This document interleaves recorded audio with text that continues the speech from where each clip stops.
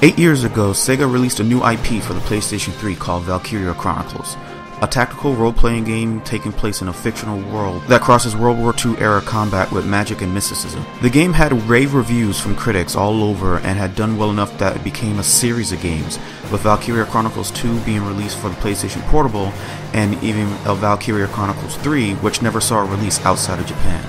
In 2014, Sega released Valkyria Chronicles for the PC through Steam, where it sold very well and now has been remastered for the PlayStation 4, so now we have a hands-on look at the updated version. Here's our review. Cobalt flames of the Valkyria! Smite our foes!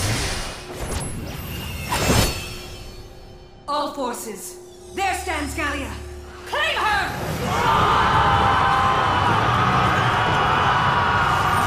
Valkyria Chronicles is a story about Welkin Gunther, a college student from Gallia, a principality that sits between two warring powers, the Atlantic Federation and the Imperial Empire. The two nations are fighting over a mineral source, Ragnite, which is what most of the modern technology runs off of to power everything from medical supplies to things as large as tanks. After his hometown is attacked and occupied by Imperial soldiers, Welkin enlists in the militia, where he commands a squad containing members like his sister, Isara, Alicia, Rosie, Largo, and many other characters that you recruit and meet throughout the game.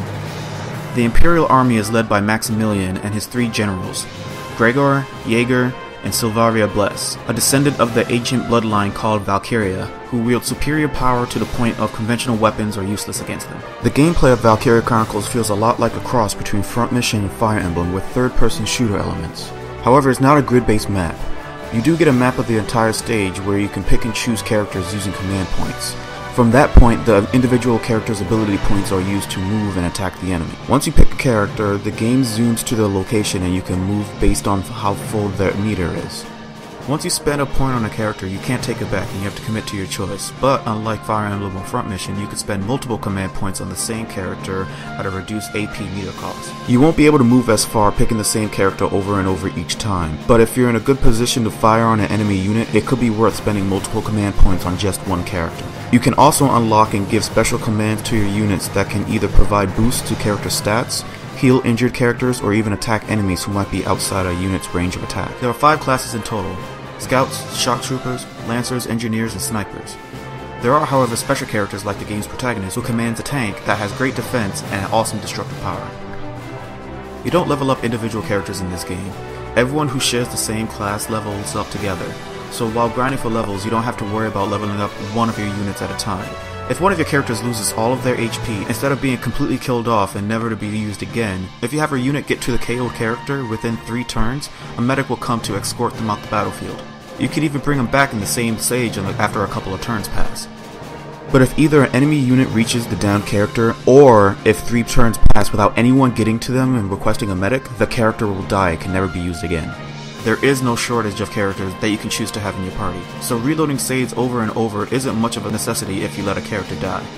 Unless you really like Skies Valkyria and you know that this is the closest you'll have to having Vice appear in a brand new game.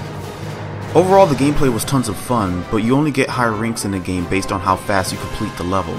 Eliminating enemy soldiers and tanks have very minor impact on the overall score, experience points, and money. So players who go through and completely rout the enemy forces won't get as much of a reward as someone who can run through the battlefield just to capture the flag in one turn without firing the gun at all.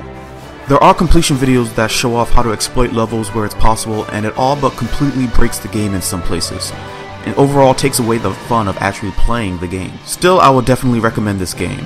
Taking your time and playing the game without worrying about rank is absolutely more fun. If you're a person who wants to strive for the A rank, you might have a great time trying to figure out a way to get that A rank on the stage and still find a way to wipe out the enemy completely.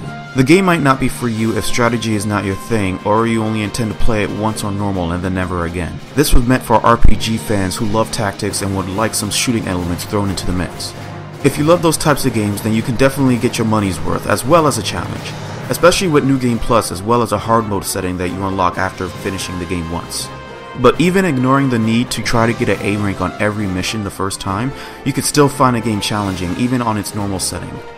Ultimately, it is up to the player to go through the game however they want, but there is a joy to be had if you take your time with each level and carefully plan out every move you make before setting your units up just right for the perfect strategy.